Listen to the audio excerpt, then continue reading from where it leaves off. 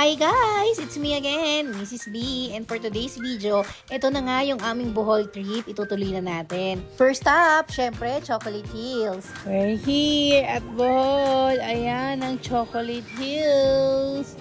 Hot chocolate! Dahil nga medyo may hangover pa ako ng mga oras na yan at talagang pagod din kami sa biyahe, kulang sa tulog. Ito nga, hindi na ako masyado nakapag-video at picture-picture na lang muna kami dyan. Dahil nga medyo pagod na rin talaga kami sa biyahe, ayan, tingnan niyo si Sir mukhang hindi na siya natutuwa.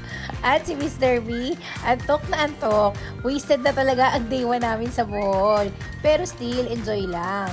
Pero marirealize nyo yan after ng travel nyo. Yan yung mga nakakamiss na moment at ang sarap balikan. Magtatawanan kayo kasi maaalala nyo yung mga nangyari. Let's eat chichur. Sa Lagubang. Parang kang kumain ng popcorn, yung mga hindi bumuso na popcorn. Wala. Maganda yung Lasang green peas. mancher.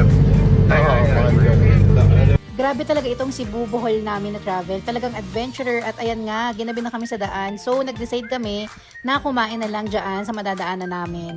At lechon na naman to guys! So, lechon na naman ang kakain na tropa. Ayan, may kangkong!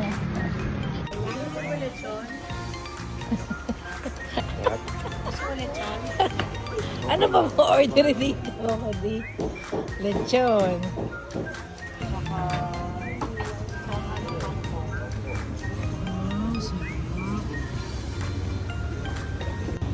Ayan, sarap yan guys, oh.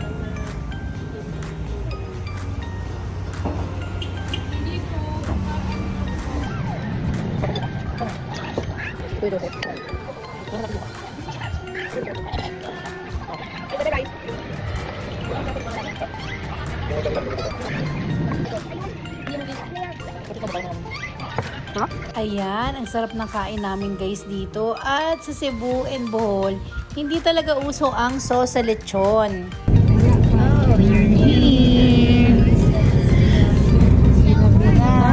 mga biyahero. Biyahero, ano yun? Yombong. So, ginabi na kami guys. Dito na tayo sa Lagubang.